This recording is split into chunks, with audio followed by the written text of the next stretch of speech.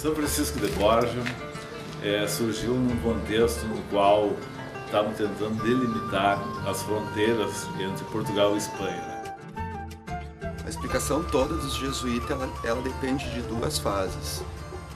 A primeira fase ela se compreende de 1626 a 1632. Em 1626, com a fundação de São Nicolau por Roque Gonzalez, no qual eles tiveram que abandonar pelo fato dos bandeirantes descerem lá de São Paulo e virem aqui e para prear o índio para levar para ser vendido como escravo lá em cima. Então essas reduções vão ter que ser obrigadas a transmigrar.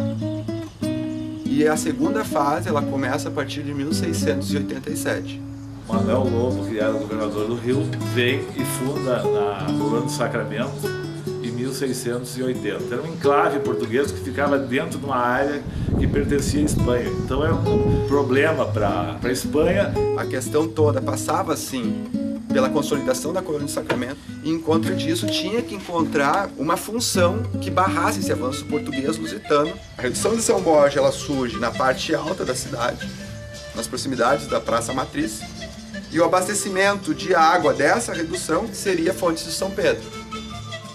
O contato tradicional, como foi passado por muito tempo, foi que tivesse acontecido pelo contato da força. Hoje já existem linhas teóricas que pensam esse contato com a questão de uma assimilação cultural. Ele não foi uma pessoa que teve que ser aculturada para se adaptar ao sistema reducional. Pelo contrário. O sistema reducional que teve que se adaptar à cultura desse indígena. São Borja tinha uma função estratégica dentro desse contexto todo, porque ele era o que ficava na beira do Uruguai, por onde ia escoado toda essa produção, né, do gado, a erva mate principalmente, tinha um valor muito grande na época. Os espanhóis tinham uma estrutura já muito organizada na época, uma espécie de colégio, quadras do tamanho específico. Um local tinha que ser um local livre de enchentes, de bichos. Sabe? Talvez a redução de São Borja não existisse em Potiguaçu, ou seja, a casa onde ficavam as órfãs e as viúvas. Nenhuma redução foi projetada ao léu. Todas tiveram um estudo aprofundado para saber se ali poderia resultar algo positivo para o projeto coletivo. A organização é o principal, que é o jesuíta, depois os caciques, aí assim por diante. Então, cada um tendo a sua função dentro do projeto reducional em si, favorecia para um controle interno mais forte e rígido das investidas externas. Em 1750, através do Tratado de Madrid, foi um ótimo negócio para os portugueses, porque eles trocam uma pequena cidadela, né, por uma vasta região que vai se tornar futuramente assim, uma grande potencial para os portugueses. A Espanha, ao assinar o Tratado de Madrid com Portugal, deu um tiro no próprio pé, porque quem segurava a fronteira eram os jesuítas. Tirando os jesuítas e os índios, os portugueses podiam entrar à vontade até onde queriam. E chega uma ordem vinda de Espanha que para eles passarem para o lado do Rio Uruguai e entregasse tudo aquilo que era construído. Só que, para o indígena, principalmente, tem certas coisas que para eles é algo sagrado, aquele local onde ele nasce, onde ele cresce, né, e onde ele morre. Mas esse indígena tendo que se adaptar ao seu pior inimigo, que era o português que tinha destruído essas reduções na primeira fase.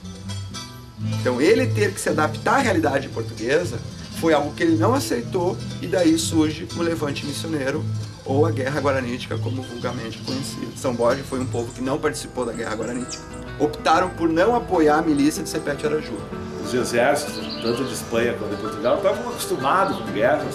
Nesse período na Europa havia muitos conflitos também, então eles já estavam acostumados à guerra. O processo que envolveu a Guerra Guaranítica trouxe consequências graves para o projeto reducional.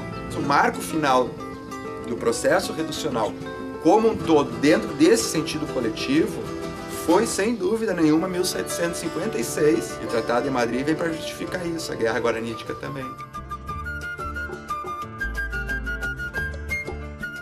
São Borja comporta o único retábulo missioneiro dentro desse espaço geográfico que nós conhecemos por missões aqui atualmente. São Borja hoje comporta um quadro da época que nenhuma dessas outras reduções possui.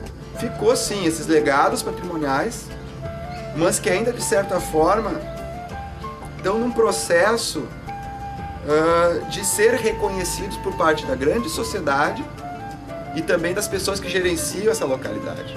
Nós temos que começar a projetar essa cidade, talvez num sentido visionário.